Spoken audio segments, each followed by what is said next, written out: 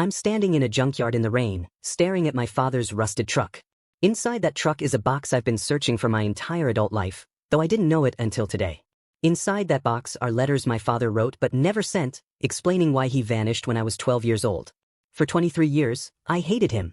I built my entire identity around being the son who was abandoned.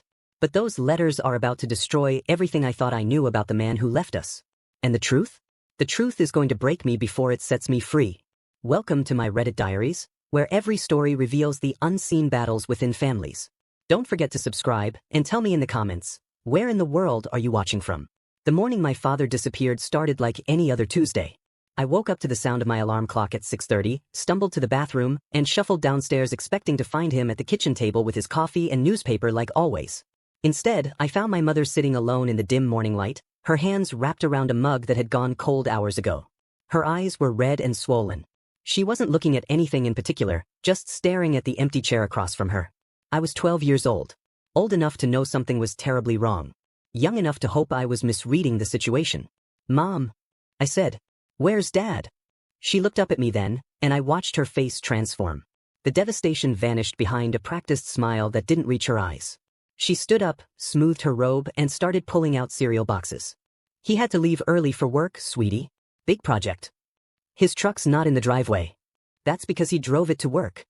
He always takes the bus on Tuesdays." Her hands stopped moving. For just a moment, the mask slipped again. Then she recovered, pouring milk into a bowl she'd set in front of me. "Not today. Eat your breakfast. You'll be late for school." I sat down but didn't touch the cereal. I watched my mother move around the kitchen with mechanical efficiency, doing all the normal morning things while pretending her entire world hadn't just collapsed. When my little sister Emma came downstairs, still rubbing sleep from her eyes, she asked the same question I had. "Where's Daddy?" And my mother gave her the same lie. I went to school that day carrying a weight I didn't understand. In third period, I got called to the principal's office. My mother was there, her face pale and composed. She signed me out early. We picked up Emma from elementary school and went home. No explanation. Just silence. That evening, a man in a cheap gray suit knocked on our door. He introduced himself as Detective Miller. He asked my mother questions while Emma and I sat on the stairs, pretending we weren't listening. He asked if my father had seemed worried lately, if he'd mentioned anyone bothering him, if there had been any unusual phone calls, if she knew where he might have gone. My mother answered every question the same way. "I don't know. I don't know. I don't know." After the detective left, she made us dinner. We ate in silence. Then she told us to get ready for bed. When I came downstairs an hour later to get a glass of water, I found her sitting in the same chair, in the dark, staring at that empty seat across from her. The first week was the hardest. Kids at school started whispering. News travels fast in a small town, and the story of the man who vanished without explanation spread like wildfire. In the hallways, I heard fragments of conversations that people weren't trying very hard to keep private. I heard he ran off with another woman. My dad said he owed money to some bad people. Maybe he's dead somewhere. I got into 3 fights that week. The principal called my mother. She came to the school in her diner uniform, apologized to everyone, and took me home. She didn't yell at me. She just looked tired in a way that made me feel worse than any punishment could have. Emma stopped talking as much. She'd always been the chatty one, full of questions and stories and observations about everything. But after Dad left, she got quiet. She'd come home from school, do her homework, and sit in front of the TV without really watching it. Sometimes I'd catch her staring at the front door, like she was waiting for it to open. My mother picked up double shifts at the diner. She'd leave before we woke up and come home after we'd gone to bed. A neighbor lady named Mrs. Patterson started coming over to watch us. She was kind, but it wasn't the same. Nothing was the same. At night, I'd lie awake in my room and try to make sense of it. Had I done something wrong? Had Emma? Had Mom? I replayed every conversation I'd had with my father in the weeks before he left, searching for clues I'd missed. But there was nothing. No fights. No tension. Just normal life, and then one day he was gone. That's when the hatred started to grow. Not all at once. It crept in slowly, filling the space where confusion and sadness had been. He didn't just leave us. He turned our entire lives upside down and didn't even have the decency to explain why. He made Mom cry herself to sleep every night. He made Emma stop being Emma. He made me the kid everyone whispered about at school. The years that followed were marked by his absence. When I turned 15, I found an old Father's Day card I'd made for him years ago, tucked in the back of my closet. I tore it into pieces and threw it away. When I was 18 and graduated high school, there was an empty seat where he should have been. I didn't cry. I just felt angry that some part of me had still hoped he'd show up. When Emma got married at 24, I walked her down the aisle because our father wasn't there to do it. She held my arm so tight I thought she'd cut off my circulation, and halfway down that aisle, she whispered, "I'm glad it's you." But I could hear what she didn't say. I wish it was him. When I turned 30, my mother got sick. Cancer. Fast and mean and unfair. I took leave from my job as a mechanic to take care of her. In those final weeks, she'd drift in and out of consciousness, sometimes talking to people who weren't there. Sometimes she'd call out for my father. Once, I heard her whisper, "I understand why you did it. I just wish you'd come home." I asked her what she meant.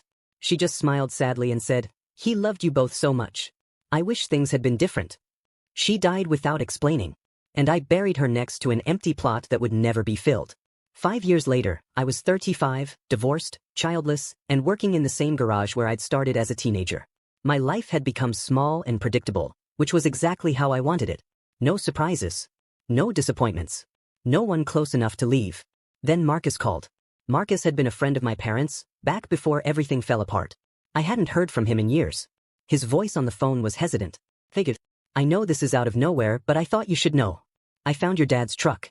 It's in Murphy's junkyard off Route 9. They're crushing it next week." I should have hung up. I should have said thank you and let them crush it and bury that last piece of my father along with all the anger I'd carried for 23 years. But instead, I heard myself say, "I'll be there tomorrow." The junkyard was exactly as miserable as it sounds. Rows of broken cars slowly being reclaimed by rust and weather. I found the truck in the back corner, and despite everything, I recognized it immediately. Blue Ford F-150, though you'd have to know what color it used to be to tell now. There was still a dent in the passenger door from when he taught me to play baseball in the driveway and I'd thrown too wild. The driver's side door was jammed. I had to pry it open with a crowbar I borrowed from the junkyard office. When it finally gave way, the smell hit me first. Old leather. Motor oil. Decay. And underneath it all, something that might have been his cologne, or maybe just my imagination. The interior was gutted. Seats torn up. Dashboard cracked. But the tape deck still held his favorite Willie Nelson cassette. And when I reached under the driver's seat, my hand touched something that shouldn't have been there. A box. Cardboard, sealed with layers of duct tape that had yellowed with age. I pulled it out into the fading afternoon light. My hands were shaking. I didn't know why.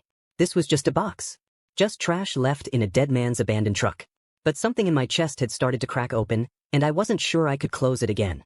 I used my keys to cut through the tape. Inside were letters. Dozens of them. All in envelopes. All addressed to my mother in handwriting I recognized immediately. All unsent. I opened the first one. It was dated 1 week after he left. "Sarah, I'm writing this from a motel in Tennessee. I can't tell you where exactly. If you knew, they'd make you tell them. I need you to know, I didn't run from you. I'm running to keep you safe. The debts I owe, they're not the kind you can negotiate. These men, they don't just want money. They want to make examples. I saw what they did to Tommy. I can't let that be you. I can't let that be the kids." I read it 3 times. Then I sat down in the mud next to that rusted truck, holding a letter my father wrote 23 years ago, and I realized something that made my entire world tilt sideways. He didn't leave us. He was protecting us. I sat in that junkyard until the sun went down. The owner came by around closing time and found me still there, surrounded by letters I'd pulled from the box like they were pieces of a bomb I was trying to defuse. He took one look at my face and just said, "Lock the gate when you leave." I read them in order. My father had dated each one carefully, like he was keeping a journal he hoped someone would find.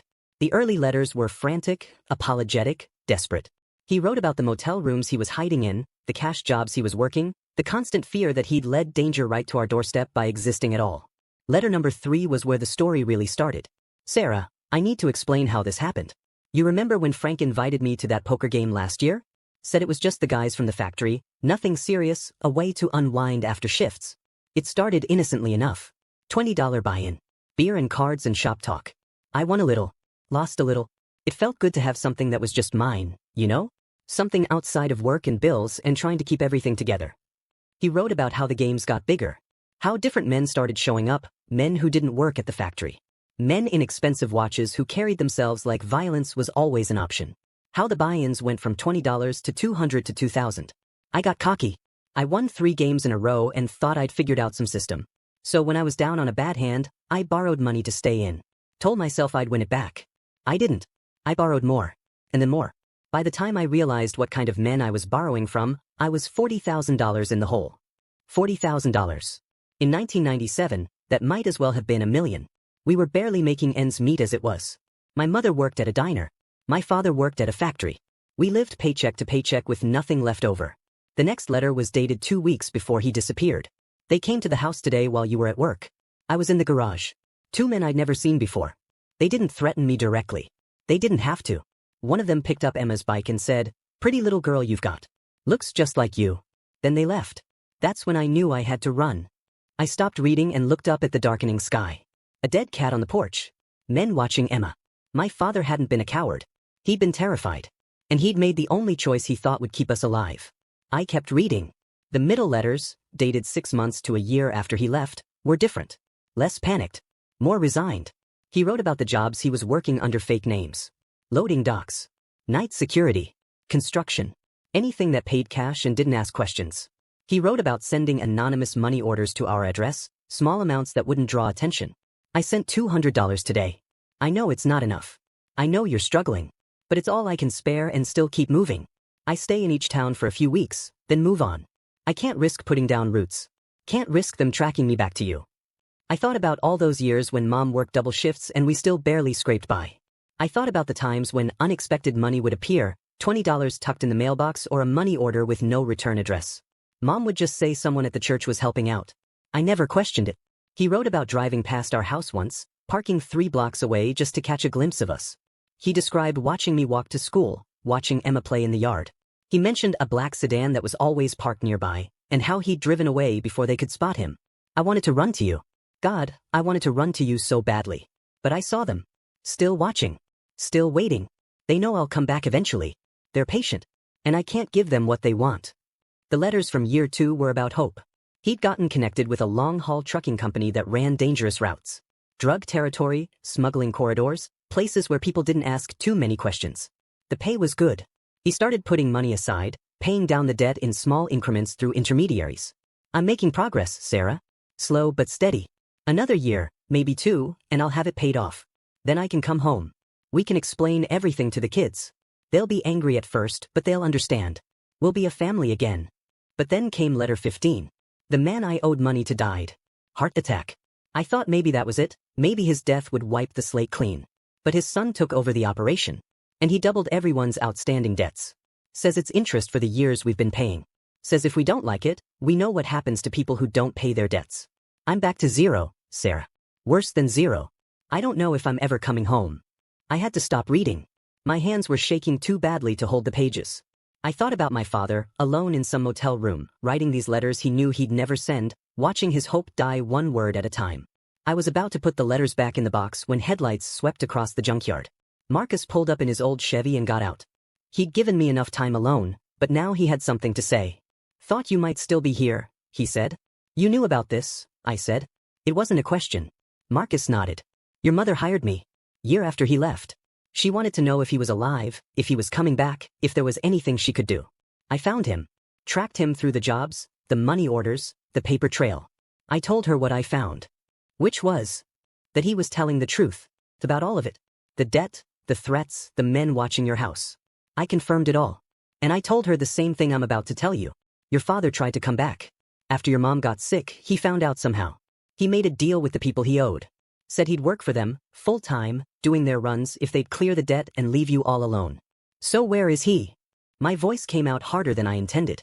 Marcus looked at me for a long moment. Then he pulled a folded piece of paper from his jacket and handed it to me. Your father died 4 years ago. Heart attack behind the wheel on Interstate 40. He was driving under a fake name. No ID. They buried him as John Doe in a county cemetery in Oklahoma. The paper was a death certificate. The date was 4 years ago. 2 years after my mother died. He'd been gone all that time and we never knew.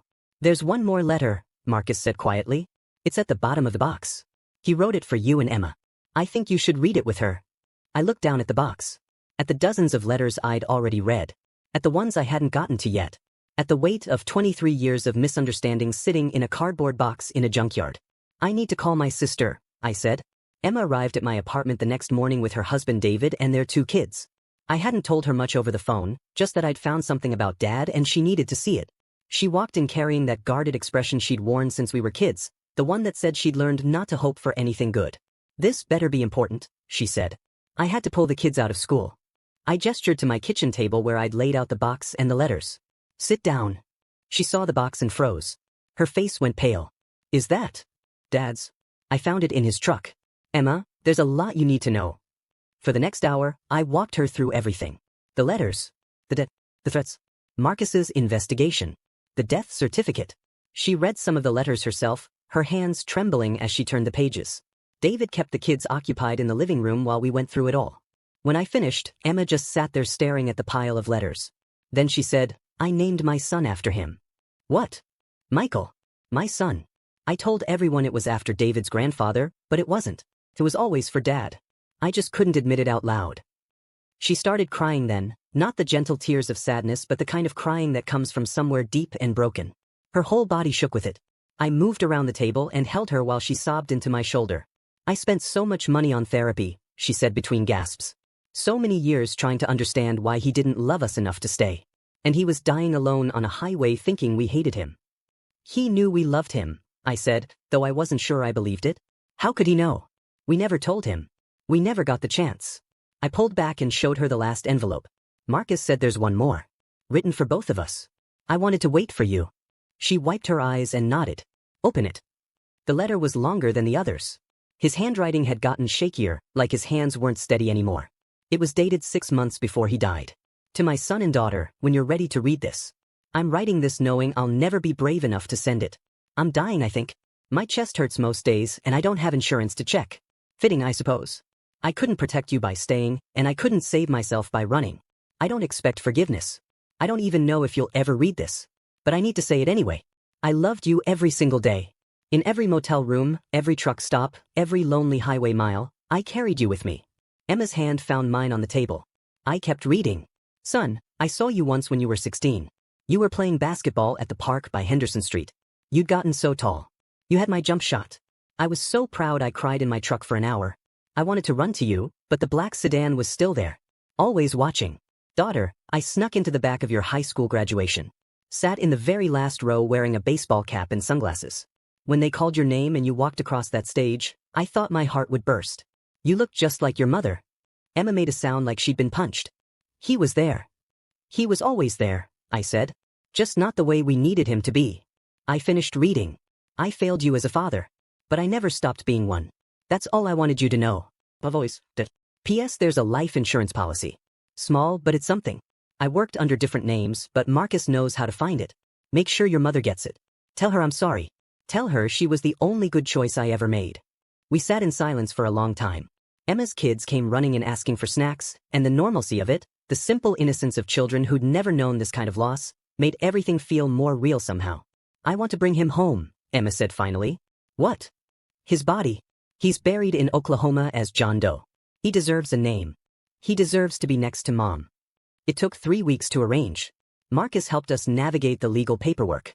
The life insurance policy Dad mentioned turned out to be real, a small policy he'd kept under one of his fake names. It was enough to cover the costs of transporting his remains and a proper burial. We buried him on a cold morning in November, 27 years after he disappeared.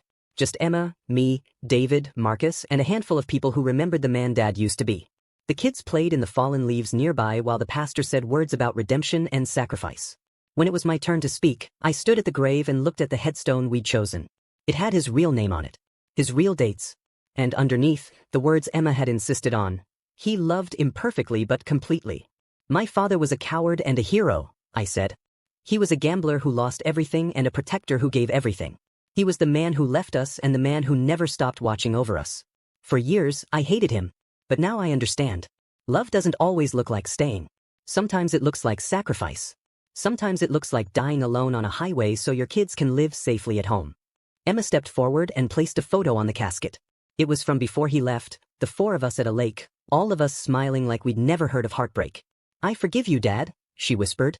And standing there between my sister and my father's grave, I realized I did too. 6 months later, I started bringing Emma's kids to the cemetery. I'd teach them to throw a baseball the way Dad taught me. I'd tell them stories about their grandfather, the good ones from before everything fell apart. Emma would join us sometimes, adding her own memories, filling in the gaps. One day, little Michael asked me, was Grandpa a good man? I thought about that question for a long time. About the gambling and the debt and the choices that tore our family apart. About the letters and the sacrifice and the love that looked like abandonment. About forgiveness and understanding and how the truth is never as simple as we want it to be. He was a man who made mistakes, I said finally. But he loved us the best way he knew how. And sometimes, that's all any of us can do. I spent 23 years hating a ghost. But now I can finally let him rest. And maybe, finally, I can rest too.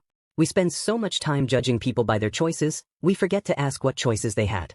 My father's story taught me that sometimes the people who hurt us the most are the ones trying hardest to protect us. Sometimes walking away is the bravest thing a person can do. And sometimes, forgiveness isn't about them. It's about us. It's about letting go of the hate so we can finally hold on to the love that was always there. If this story touched you, hit that like button and subscribe for more real stories about family, forgiveness, and the complicated truths we carry. Drop a comment telling me what you think. Would you have forgiven him? And share this with someone who needs to hear it. Sometimes the stories we need most are the ones that remind us we're not alone.